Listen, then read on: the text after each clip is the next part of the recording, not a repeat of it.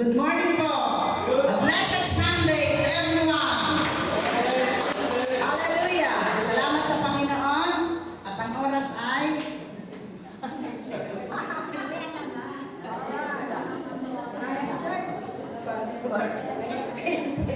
time is check. 20 minutes. 15 lang naman. Okay. Salamat sa Panginoon sa umagang ito. Excited ba tayo lagi pag Sunday to meet our Lord? Na magkaroon ng celebration day with our Lord?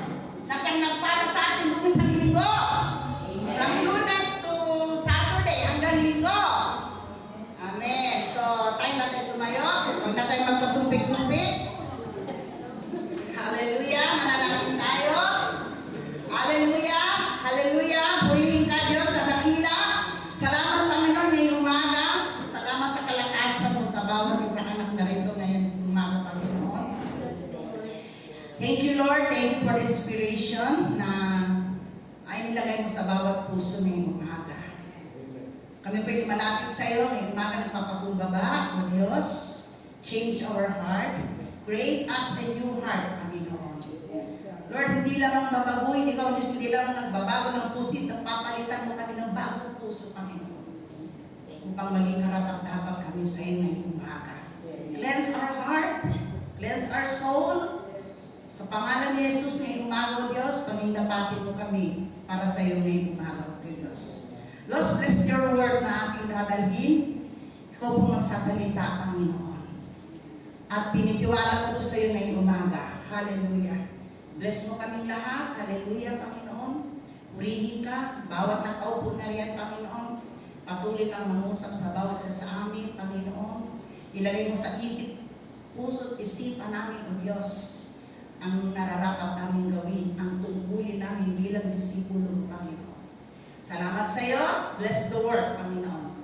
This we pray in the mighty name of Jesus. Amen. Thank you po. Pwede na po tayo maupo. Okay. Everyday evangelism. Pwede ba yun? Everyday evangelism? Pwede ba yun sa isang tulad ng disipulo ni Christ? Pwede ba yun? Hindi na magtatrabaho? Hindi na maglalaba? Hindi na magluluto? Ang tinutukoy dito, ang salita ng Diyos lagi na sa puso mo. Diba?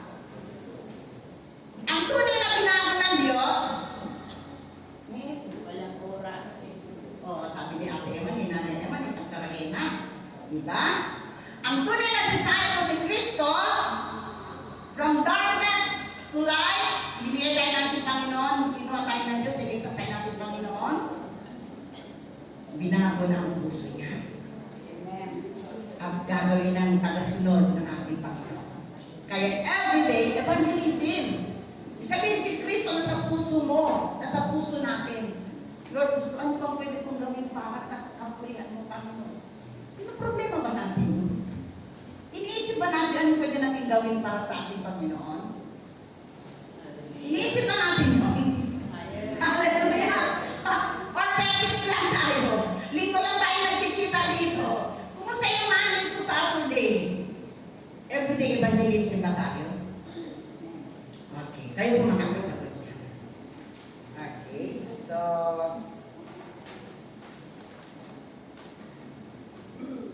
okay, sabi dito ang ating series ngayong umaga, One More Soul, a Year of Gospel Passion, Sunday Sermon. Ang sabi doon, ating main text is in Colossians chapter 4 verses 2 to 6. Ang sabi doon, ang big idea, ang ebanghelyo ay hindi lang para sa pulpito.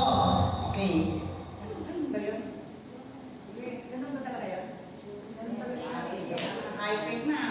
May ilaw na ako ngayon Sabi, may ilaw kasi si inyo Purihin ng Panginoon.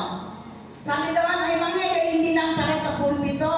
Tanda natin, ang ebanghelyo, ang pagbabahagi ng salita ng Diyos, hindi lamang para sa nakatayo dito. Okay? Gumagana ba? Yes. Okay. Salamat! God bless you. Ay, nakalimutan team. Salamat sa inyo. Pagpalain kayo ng ating Panginoon. Love you. Lola Becca, sabi doon, ito ay para sa pang-araw-araw na buhay. Yun ang meaning ng everyday evangelism. Diba? Hindi na pagkat everyday evangelism, hindi ka na maglalaba, hindi ka nagagawa sa hindi ibig sabihin ng ating Panginoon. Na kay Christ ka na, sabihin si Kristo, hindi na mawawala sa puso mo. Lagi nakipagmuni-muni ka sa pandang, ano bang gagawin ko para sa iyo, Panginoon? Gusto kong ganito, gusto kong mag-commit, gusto kong gumawa para sa gusto ko lagi magbigay ng kapulihan ang Panginoon. Hindi sa sarili ko. Kaya ibig sabihin, ang sabi dito ng tema na ito, ang Ebanghelyo, ito ay para sa pang-araw-araw na buhay. Introduction na tayo. Sabi doon, pag sinabing evangelism, ang iniisip ng iba ay preacher, crusade, or malaking event. Evangelism. Okay. Pero sa Colossus 4, pinapakita ni Pablo, hindi ba dito? Okay. Pinapakita ni Pablo ng pagbabahagi ng mabuting balita ay bahagi ng pang-araw-araw na buhay ng isang Kristiyano. Amin ba tayo doon, mga kapatid sa Panginoon? Bahagi ng buhay. Tanggap ba natin yung evangelism ay part ng buhay na natin to? Palain na Emma, praise God. Ganun lang yan. Naging Sunday school teacher ko yan. Hallelujah! Alam mo natin ang Panginoon. Praise God! Hallelujah! Ano sabi doon? Ay bahagi ng pang-araw-araw na buhay ng isang Kristiyano. Sana ganito ang puso natin. Sana ganito ang layunin ng puso natin para sa kingdom ng ating Panginoon.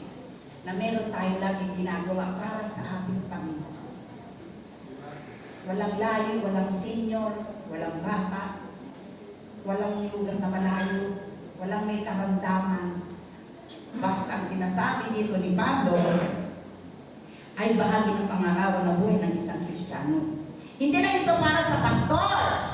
Okay, take note po mga kapatid. Hindi ito para sa pastor, ito ay para sa bawat disipulo sa bawat ordinaryong araw. So, tanggapan ninyo ito para sa whole body of Christ. Tanggapan natin ito para sa ating lahat. Hindi lamang sa mga pastor, hindi lamang sa mga Sunday school teacher, hindi lamang ito sa mga leaders, kundi lahat na nakaupo. Bahagi ng buhay natin ito. Okay.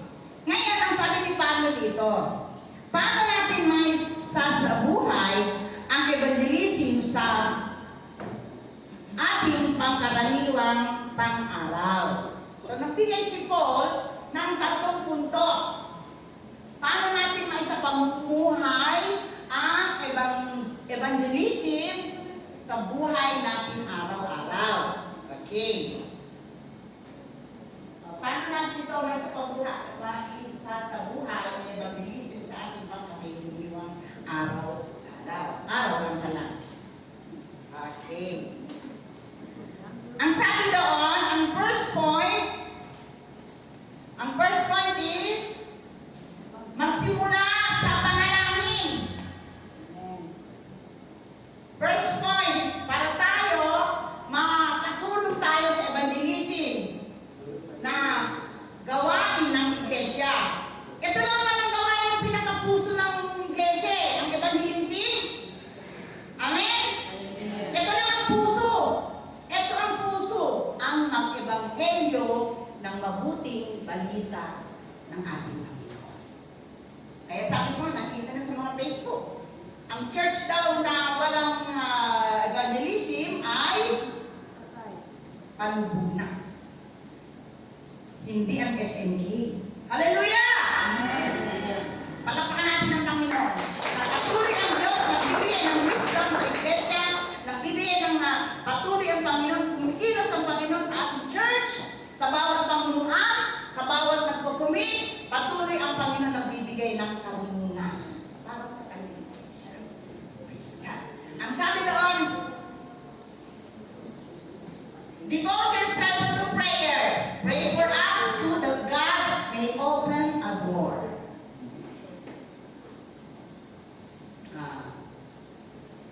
una-una sa lahat, ang Kristiyano. Bakit prayer ang sinabi ni Paul? Sabi ko nga, Lord, ano bang sa pagpasok ko, Lord, ano bang pwede kong gawing intro? Ayoko ng mahabang intro, Panginoon. Hindi ko kaya yung mahabang intro. Cars, mga jeeps, they cannot run without gasoline. Yes. Tama ba ako doon? Yes. Inspiration ni Lord yun, ha? Maging ang bisikleta, hindi kailangan ng gasolina, pero pag sabog ang gulong, hindi rin makakatakbo. Yes. Ang eroplano, hindi rin makakatakbo. Hindi pala makakalipad. Nang walang, may gasolina bang play? Meron. Pagkawalan. No? Hindi rin makakatakbo. Lahat ng bagay hindi makakagawa pag meron kulang. Ganun din ang buhay ng isang mananampalataya. Hindi tayo makapag-evangelize ng walang panalangin. Bakit ito unang-unang sinabi ni Paul? Bakit ito unang-unang binanggit niya sa Colossians 4 ang prayer, ang magsimula sa panalangin? Dahil pag meron tayong prayer sa araw-araw ng buhay natin, pag gising mo sa umaga, pag meron kang panalangin, kasama mo na ang Panginoon. Amen. Amen. Kasama na natin ang Lord. Pag meron tayong prayer, saan tayo pupunta? God is with us. Pag meron tayong panalangin, punta sa mga Bible studies, pupunta tayo sa mga visitation, God is with us. Bakit binabanggit ni Paul ang kailangan ng panalangin? Sapagkat ang tao ng isang Kristiyano, pag meron panalangin, taglay mo ang burden ng ating Panginoon. But without prayer, we can do nothing for God's kingdom. I'm sorry, pero ito yung katotohanan sa isang mananampalataya. Hallelujah! Pag wala tayong panalangin, tandaan natin mga disciple ni Kristo, mga disipulo ng Iglesia ng ating Panginoon. Pag wala tayong panalangin, ang puso mo ay tulad pa rin ng dati. Hindi mo burden ang Panginoon. Bakit kailangan ng panalangin? Sabi ni Pablo, even si Paul nasa kulungan, he needs prayer. Nag-request siya ng panalangin. Hindi siya umasa sa kanyang own effort. Hindi siya tumayo sa kanyang sariling alam o dulong ba. Kundi pinapakita niya dito sa mga iglesia sa Colossus na kailangan ang Panginoon sa bawat ministeryo ng isang mananampalataya. Wala tayong magagawa, mga kapatid. Hindi ka makapag-step, one step to evangelize the people. Hindi ka makapagsasabi, kumusta ka na? Gusto mo pa-pray kita? Hindi mo masasabi yun. Bakit? Wala tayong panalangin. Pero kung meron kang panalangin, ibig sabihin all the day, empowered ka ng prayer ng ating Panginoon. In-empowered ka. Empowered tayo sa prayer because yun ay ng ating Panginoon. Meron kang heart-to-heart conversation sa ating Panginoon. Kaya pag meron tayong panalangin, ito'y may guidance sa ng ating Panginoon sa bawat buhay natin. Meron kang boldness.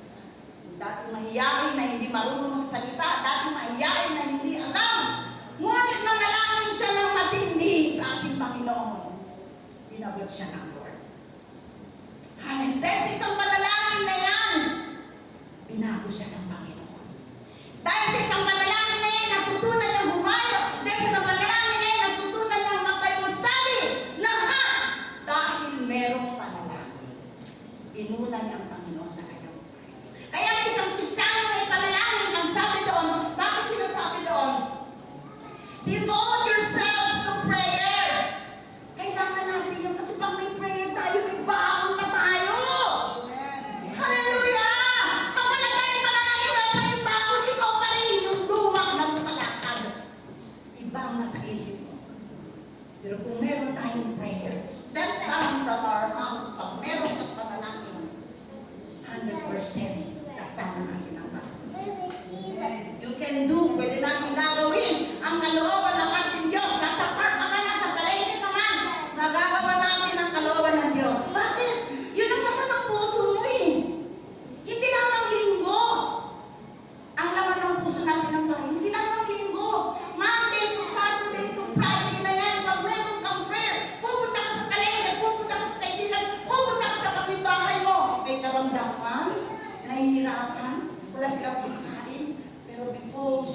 pag-prayer, pag-isip ko sa umaga. Nararamdaman natin ang katok ng Panginoon sa puso natin. Diba? Sabi doon, kaya sabi dito sa Luke 18:1, at sinalita niya sa kanila ang isang talinghaga na sila'y dapat magsipanalangin lagi at huwag mananglupay-pay. Mananglupay-pay. Bakit si Jesus nagturo sa mga disipulo? Kasi ito ang power natin. I-empower natin, nag-i-empower tayo ng Lord. Through your prayer, through our prayer sa Panginoon, nandun ang ano ba yung empowered sa Tagalog? Pupunuin tayo ng ating pupunuin tayo ng presensya ng Lord. Kaya sabi doon, ang prayer empowered the lives of a Christian. Ng bawat isang Kristiyano, ang panalangin i-empower tayo. Pupuspusin tayo ng ating Panginoon. Pupuspusin i-empower tayo ng ating Panginoon. Sasabi tayo, sinabi ko kanina, hindi makakatakbo ang lahat ng bagay na yan kung walang gasolina, lalo higit ang Kristiyano. Ganun din po tayo. Pag prayerless tayo ay powerless. Pupunta ka lang kung saan mo gusto, nang wala kang nagawa para sa Panginoon. Masaya ba tayo?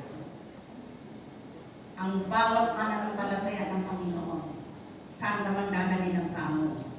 Siguraduhin mo, tiyak, may mission ka gagawin para sa Panginoon. Praise God! Hallelujah!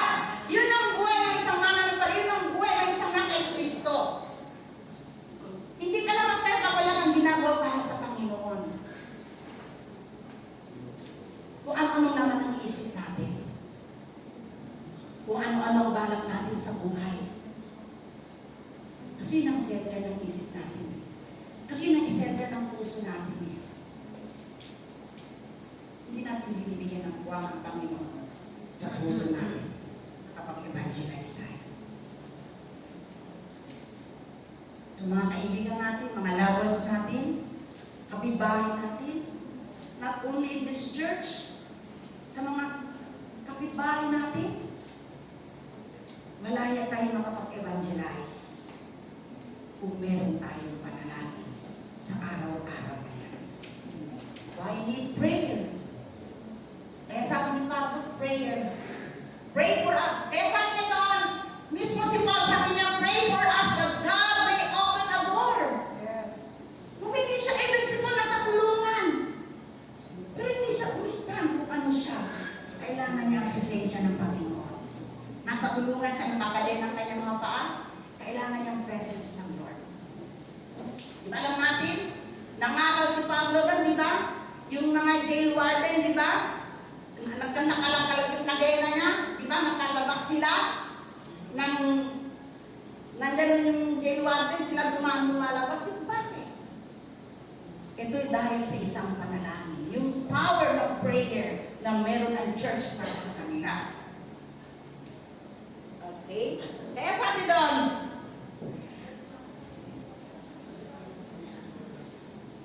prayer is important to every Christian's life. Prayer empowers us to evangelize wherever we are.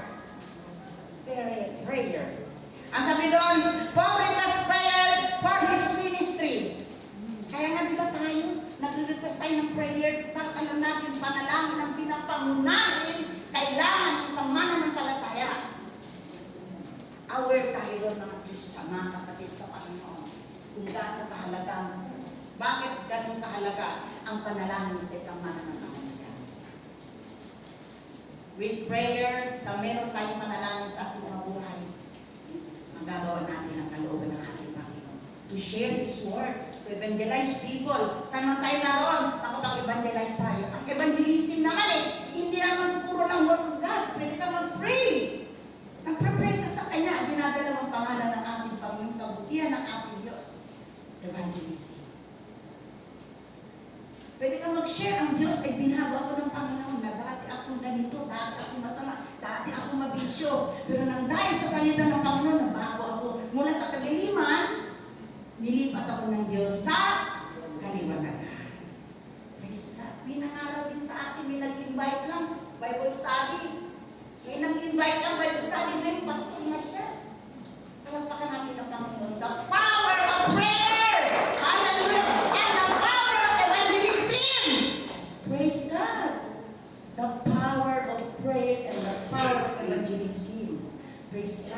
Amen. Okay. Kaya sabi doon, ano pa sa verse 4? Upang ito'y maihahayag sa gaya ng ating nararapat na salitain. Prayer leads to victory. Ang panalangin ay nililig tayo sa victory, sa tagumpay, dahil meron tayong panalangin. Tingnan yung gaano kahalaga ng panalangin sa isang mananampalataya. Tingnan yung gaano kahalaga ng panalangin sa isang tao na nanalangin doon sa mga may sakit. Gaano kahalaga ang panalangin sa bawat salita na ihahayag mo sa iyong kaharap, sa pamilya mo, sa kaibigan mo, sa kapatid mo, kasama mo sa work. Gaano kahalaga, gaano ka-powerful ang Word of God. Bakit natin nagagawa yun? Dahil sa isang panalangin na meron tayo sa ating mga buhay. Sorry to say, without prayer, ang ating prayer life is puro tayo ang panalangin ng buhay natin, puro din ang ating attendance sa ating Panginoon. Puro din yung check natin kay Lord. Balang araw makikita natin yung pag nandun na tayo. Ito yung mga nagawa mo lang. Ito lang yung nagawa mo. Ito lang very poor. Marami kang laktaw-laktaw. Ito lang yung check mo. Ito laktaw. Absent na lang. Wala kang prayer dito. Dito na naman may check. May prayer ka. Hallelujah! Hallelujah! Praise God! Naway patuloy tayong pagpalain ng Panginoon sa ating mga paglilingkod sa ating Panginoon. Prayer is very important sa isang mananampalataya. Maging gamit tayo sa ating Diyos. Maging mararamdaman mo yung heartbeat ng ating Panginoon dahil sa prayer mo. Dahil sa prayer ng Iglesia. Dahil sa prayer natin, maramdaman natin yung burden ng ating Panginoon. Ganun lang naman yun, di ba? Gusto mo maging connection mo sa Lord? Gusto mo maging maayos ang connection mo sa Panginoon? Pray. Lord, gusto ko, Lord, lumako. Lord, gusto ko magpagamit sa'yo. Gusto ko, Panginoon, na magamit mo rin ako para sa iyong Iglesia. Lahat ng bagay na yan.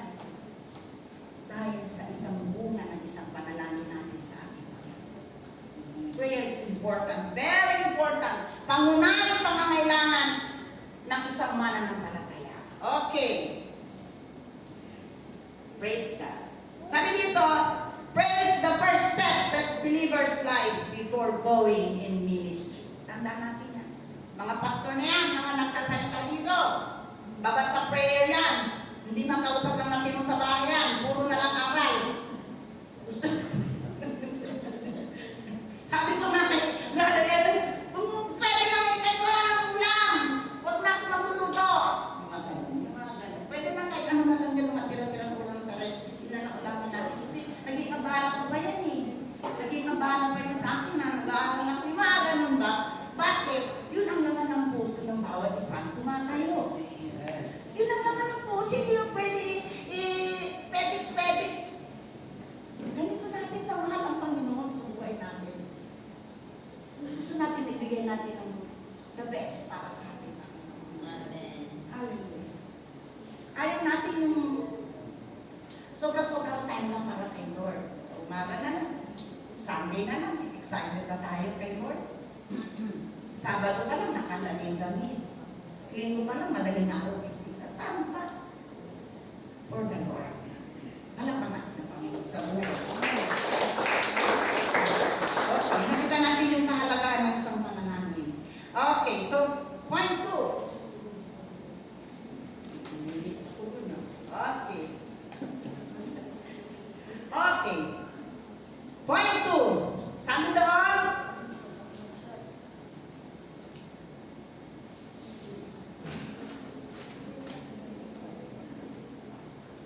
maging mapagmatyag sa mga pagkakataon. Galatians 4:5. Sabi doon, be wise in the way you act toward outsiders. Para sa lahat ito. Make the most of every opportunity. Sabihin, huwag masayang ang panahon mo, kapatid.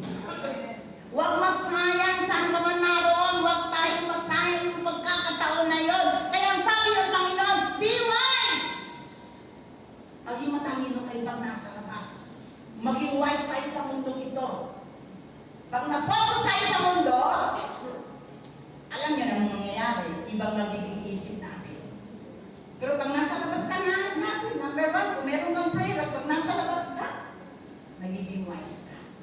wisdom ng ating Panginoon. Diba? Sabi doon. Now, ang sabi doon, sa verse 2, chapter 2, point 2, sabi doon, ang evangelism ay hindi nagsisimula sa bibig, kundi sa tuhod. Okay, hindi, sorry, pandito na ako. Chapter, point 2 na. Be wise in the way you act toward outsiders, make the most of every opportunity. Ang sabi doon, ang ebanghelyo ay hindi lang binibigay tuwing linggo. Diba? Okay. Marami kang makakasalamuha sa opisina, sa palengke, sa online, lahat yan. Potential opportunity na pwede natin gawin. Pagkakataon mo yan. Praise God. Sa administration, parang tindero sa palengke na alerto sa bawat dumadaan. Diba? Mami, nanay, dito, maganda isla dito, sariwa, diba? Sabi doon. Yes, ganun tayo eh. Mahalaga ang bawat pagkakataon. No? Pag nakita mo namin ko sa isang lugar, at pag nakita mo yung ganun tao na, lalapitan mo to, hello, kumusta ka po? Lalo pag nakita mo medyo bilay, no? Medyo may, medyo may nararamdaman sa buhay, pagkakataon natin. Be wise sa bawat oportunidad ng buhay na meron tayo na binigyan ng ating Panginoon. Ganyan din tayo.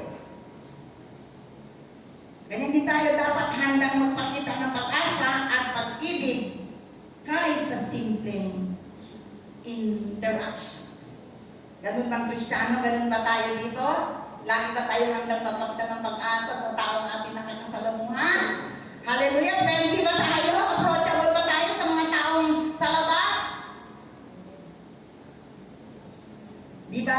Maging sensitive sa promptings ng Holy Spirit. Baka yung simple kumusta ka ay simula na ng gospel conversation. Tingnan niyo yung simple lang. Hello, good morning po. Good morning. Saan po kayo? Yung mga ganun ba? Yung smile, may kunti, huwag naman masyadong malaking ngiti. Baka mapunit yung bibig natin. Hello.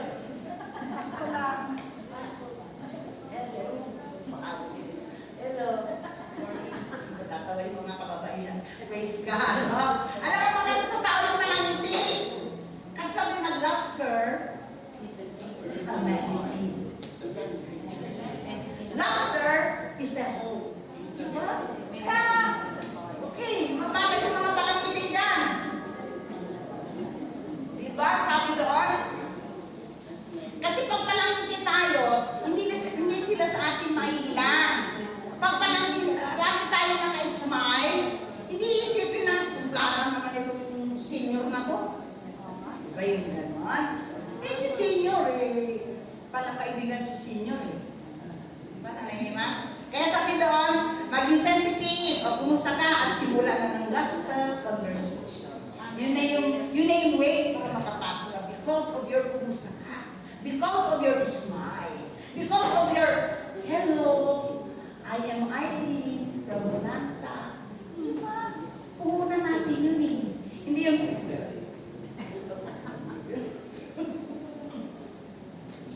yan ba Christian? Yan ba may dala-dala ng Christ sa buhay? Diba? Samot? Ano naman gano'n? Hello. Hello, good morning. Friendly. Di ba may kanta? Jesus is in me. Very best friend si Jesus. Okay. Oh, si Jesus. Kaya sabi doon, maging sensitive daw, baka yung simpleng kamusta ay simula na ng gospel conversation. Now, dito tayo papasok sa illustration. Parang tindero sa palengke, na alerto. Okay, dito kaya, diba? Magsawa ka, kakilat na lang. Kapag dito mo, may nag-aalas ng isda. Mami, nanay, ate, dito maganda mga isda. Ganun sila. Ka-intense. Ka-intentional. Mamulit. Yayain ka. Tawagin ka. Para mabili mo yung produkto nila. Amen. Amen! Amen! Amen! Amen! Kumusta yung produkto na meron ka sa kamay mo? Sa puso mo? Will you offer the product that you have in your heart?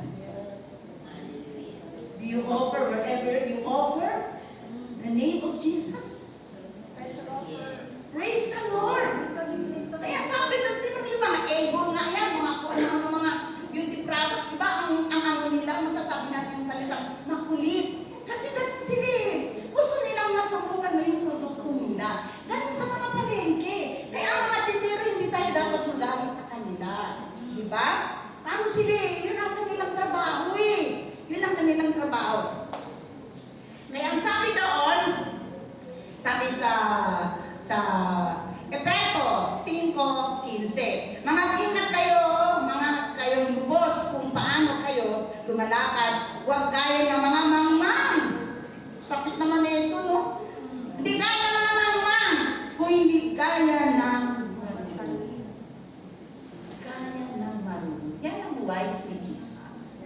Yan ang disciple ni Jesus. Yan ang follower ni Jesus. Wise siya. Wherever yan, dadali ng pa niya, wise siya. Because dala niya ang pangalan ni Jesus sa kanyang buhay. Sabi naman sila ay minsan, ako, kasi sa amin mag-asawa sa bahay, siya yung masipag magpunta ng palengke kasi naglalakad lang siya. Ako niya yung naglalakad. Sasakay ako ng San Jose. Sabi niya sa akin minsan, doon kami bili, may suki ako doon ng pamintang powder.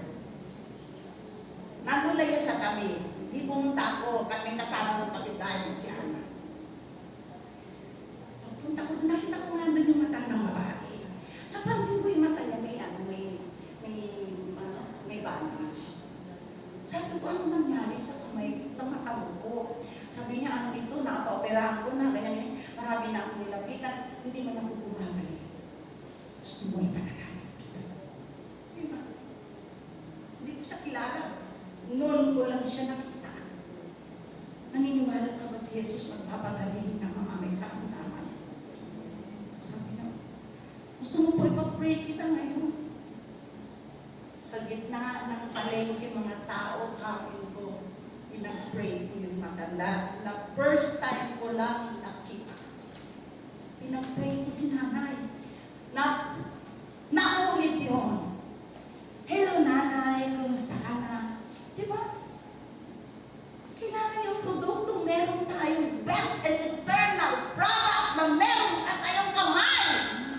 It is our duty na ipakilala, i-offer yung meron kang best product, eternal product na meron ka, na rapat, na dapat, at kailangan, emergency na, ipakilala natin yung ating Jesus na meron. Amen. The world is getting hopeless ang mundo. Marami may sakit kung saan sana dumadaan. Marami na humingi ng ayuda. Kung kay Grossman, kay sa mayor, walang nangyayari. Sabi ko kay Jesus, meron tayong pag-asa na hindi ako nahiya. Bakit? Pagbaba ko lang sa bahay, may panalangin ako, Lord. Ingatan mo ako. Lord, gabayan mo ang bawat hakbang. Pagpalapakan natin ang ating Panginoon. Wala nang posible tayo sa palengke, kaya natin gawin yan. Huwag tayong mahiya. Huwag tayong mag-underestimate ng tao na nakikita mo. Dahil ikaw din, pinili ng Diyos, nilinis ka sa iyong kasalanan, pinagaling ka sa iyong karamdaman. At gagawin din natin yun para sa Kanya. Walang ginawa sa atin ang ating Panginoon, gagawin din natin sa Iba. Huwag natin silang pamilihan. Marumi. May pekat ang mata. Nagtitinda ng pamintang powder. Sabi ko, magagalingin ka ng Panginoon. Pananalangin kita. Pinapray ko po siya. Twice kami nag-meet. Praise the Lord. Yun po ang kahalagahan doon. Sa isang pagkakataon, wise tayo. Mag-ingat sa bawat lumalakad. Hindi katulad na isang mangmang na dati mangmang tayo. Pero ngayon, wise na tayo because Jesus is in us. Amen. Hallelujah. Binigyan tayo ng pagkakataon ni Jesus. Oportunidad para mag-ebanghelyo ng kanyang kaligtasan. Hindi wala tayo. Kung paano si Jesus, mga nakaraan natin, ano ba tayo dati? Ano bang sama natin dati? Ako nanulugaw. Praise God na yan. Praise the Lord. Praise the Lord. Amen. Hallelujah. To God be the glory. Huwag natin kalimutan yung produkto. It's product. Kung yung mga produkto na yan sa palengke, kung kinain mo lang na ilabas mo, wala na. Mga isda na yan. Yung mga produkto na mga apple, mga kung ano-ano pa dyan. Nalulunga, kumukupas. Pero yung produkto na meron tayo, for the world. Amen. Maranasan nila ang eternal product sa buhay nila, which is Jesus our Lord and Savior. Hallelujah. Praise God. Kumusta tayo? Kumusta tayo SNK people? Kumusta tayo SNK disciples? Kumusta tayo SNK members? Pinapahalagaan ba natin yung sinasabi ng preaching na umaga? Pinapahalagaan ba natin yung produkto na meron ka? Hallelujah. Sinishare mo ba yung produkto na meron ka na lasting? Forever? Eternal? Jesus na meron tayo sa ating mga buhay? Hallelujah. Amen. Ang mundo ay nabubulog na. Ang mundo ay getting worse. Polluted ang world natin. The people, the world needs Jesus. Hallelujah. At nasa kamay natin ang produktong yan. Release mo yung product sa kamay mo para sila ay maligtas. Hallelujah. Hallelujah. Praise the Lord! Salamat sa Panginoon. Thank you, Lord, for your strength, for your presence. Hallelujah. Purihin ang Diyos. Sabi doon, di ba sabi doon, they're insisting to their product. Di ba in-insist na magkukulit talaga sila? Magkulit sa mga mamimili. Jesus, the best and eternal product that we have in our life. Palakpakan natin ang Panginoon. Lagi na po. Okay. Praise God. Hindi mabilis. Point 3. Gumamit ng ating pananalita ng may grasya at katotohanan. Dito pa lang, intindi na ito. Gumamit ng ating pananalita. Ano yung sabihin? Sa pananalita pala, may dala ka ng pagpapala. Hindi yung sakit. Hindi pain. Kung hindi, ang dala mo blessing sa bawat makakausap. Ito ang disipulo ni Jesus. Ito yung last point para maisapamuhay ang evangelism ng ating Panginoon. Let your conversation be always full of grace, seasoned with salt. Diba? Ang pagkain, pag masarap ang timpla, masarap. Ang pagkain matabang, walang lasa. Hindi na yan babawasan sa mangkok kasi walang lasa eh. Pero ang Kristiyano may salt, pakikinggan tayo. Ang Kristiyano may salt, ang Kristiyano may grace ang salita niya. Masaya yung taong nakakaharap niya. Nagdadala siya ng pagpapala. Praise God. Praise God. Salamat sa Panginoon, kapatid. Narito ka. Salamat sa Panginoon, kapatid. At magaling ka na. Salamat sa Panginoon. At malusog ka na. Dati, ang payat-payat mo. Yung mga ganun ba? Yung mga ganun ba? Basta alam naman natin yung kanyang salita mo na may dala kang biyaya eh. Alam mo naman yun eh. Kung yung salita mo, sa bawat nakakasalamuha mo, sa bawat nakakasalubong mo, kung ano yung grace ang dala mo sa kanila. Diba? Ano ba tayo? Kumusta tayo sa ating pakikipagharap sa tao? Kumusta tayo? How you treat people inside and outside the church? How you treat? How we treat? How we treat? How we treat? Paano natin tratuhin yung mga tao sa iglesia inside and outside the church? Paano nga ba tayo? Paano natin sila tinatrato? How we deal them? How we treat them? Suplada ka ba? Suplado ka ba? Diba? Namimili ka ba ng ano mo? Namimili ka ba ng lalapitan mo?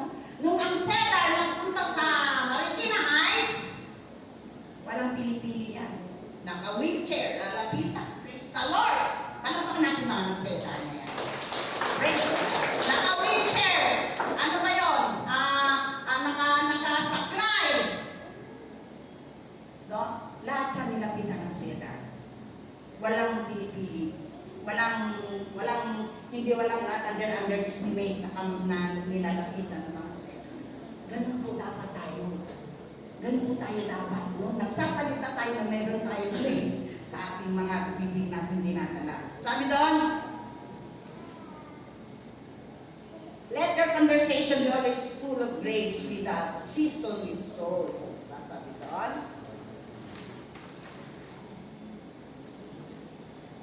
Sabi, hindi lang what ang mahalaga, kundi how.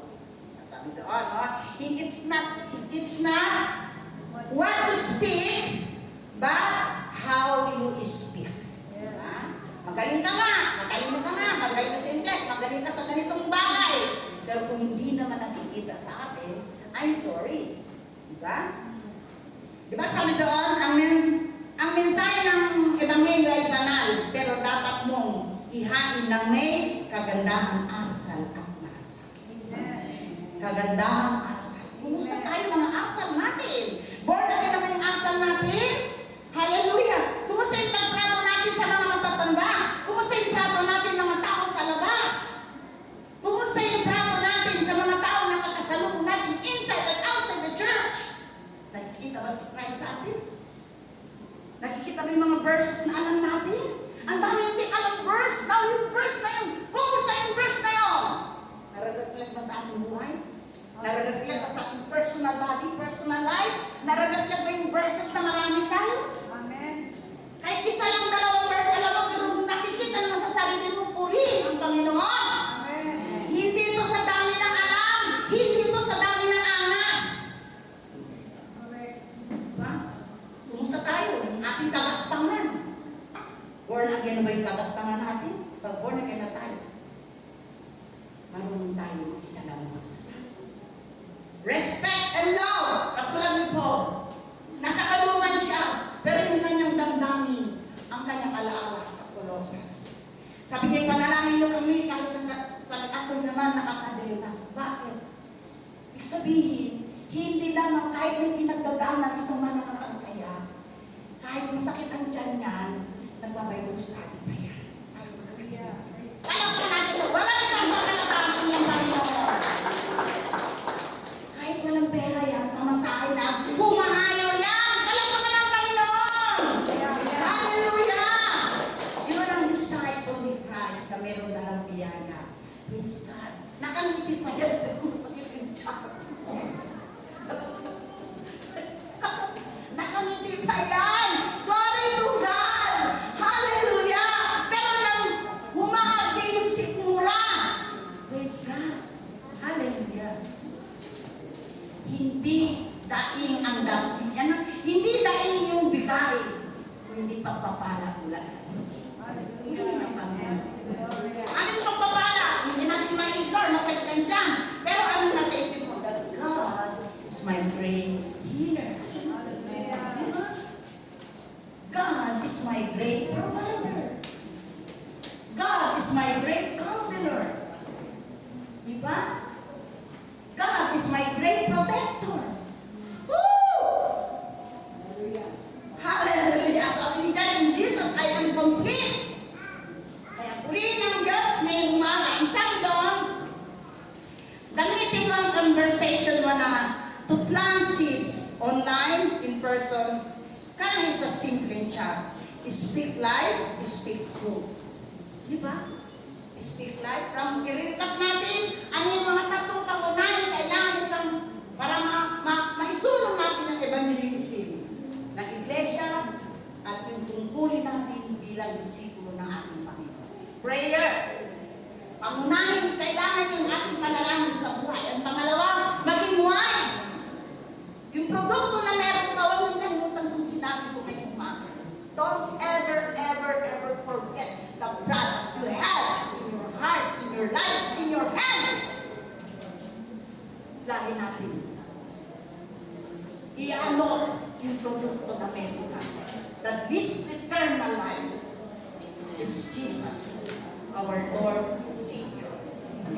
Amen. At ang pangalawa, ang pangatlo doon, sabi doon, gumamit ng tamang pananalita, may grasya. Maging blessing tayo sa ating mga kasamahan.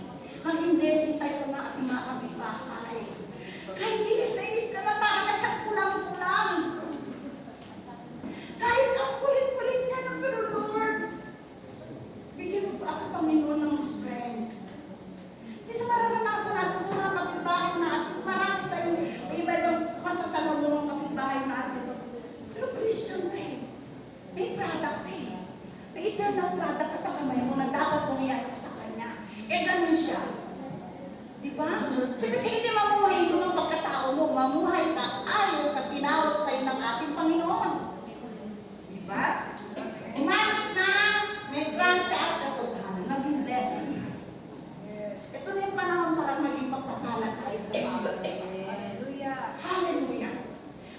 tayo ng bagong puso, bagong attitude. Praise God. Matuto tayo ibigay sa mga tao yung nararapat, yung love and respect. Praise God. Love and respect, katulad ni Paul. Ganun na lang yung alaala niya sa mga tao doon sa iglesia. Kahit may pinagdadaanan siya, sila pa rin ang naalala ni Paul. Ganun tayo dapat. Hindi yung pinag-usapan yung sakit mo sa kat, hindi pinag-usapan yung nararamdaman mo. Ang pinag-usapan dito, ang pagtawag sa iyo ng ating Panginoon.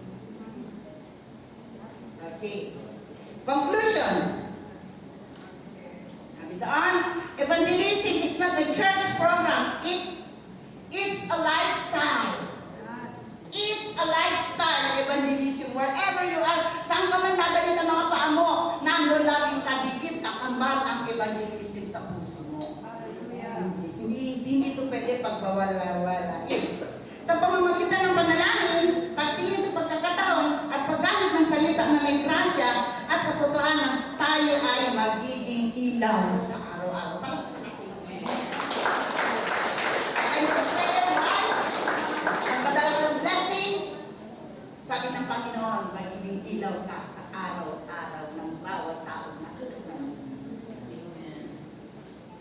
Okay. So, remember the gospel is too good to keep to yourself. Let's live and share it. One conversation at a time. Praise the Lord. Tapos na po. Palapalalan. Tayo natin. Praise the Lord. Hallelujah. Thank you. Salamat sa Panginoon. Purihin ang Diyos. Gusto ko mag-ask ng closing prayer ni Pastor Anita. Inspired in spirit. Mag-closing prayers sa message ngayong mga Pastor.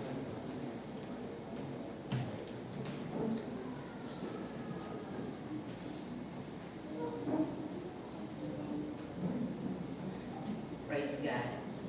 So, napakasimple po ng kanyang hamon sa atin po ngayong umaga, sa ating pong prayer. Sapagkat ang prayer ay mahalaga sa ating pong pamilya na tinatanggit po natin. Dahil ang ating pong vision is bring Christ to the family. So let's start praying for the family. Let's start praying na ang blood ni Jesus ay mag-cover sa ating pong family. At sabi po niya, gawin po natin ang lahat ng opportunity. So, araw-araw kasama mo ang pamilya mo. Araw-araw kasama po natin ang ating pong mga loved ones, ang ating mga friends. Araw-araw, wala pong araw na hindi po natin sila nakakasama. At yung mga opportunity na to, samahan po natin na punong-puno ng grasya ng ating pong Panginoon. At ang grace ng Diyos ang magsusustain po sa atin. So, naniniwala po ako na ang vision na to ay nagmula sa Panginoon. So let's pray. Maghawakan po tayo ng kamay. At hayaan po natin ang prayer po natin ito mag-flow. Lord, help us to pray for the family. Manalangin po tayo sapagkat ito po ang vision ng church that none be lost. Wala pong masayang, wala pong mapahiwalay sa ating pong pamilya. At mula sa kamay mo na yan, panghawakan mo na magsisimula ang panalangin mula sa iyo, sa iyong kaibigan, sa iyong kapatid, sa iyong mahal sa buhay. Hayaan niyo po na ang panalangin na to, damhin niyo po, maging ano pa ang panalangin na to, na ngayon, magsisimula ka na lumuhod para sa iyong pamilya.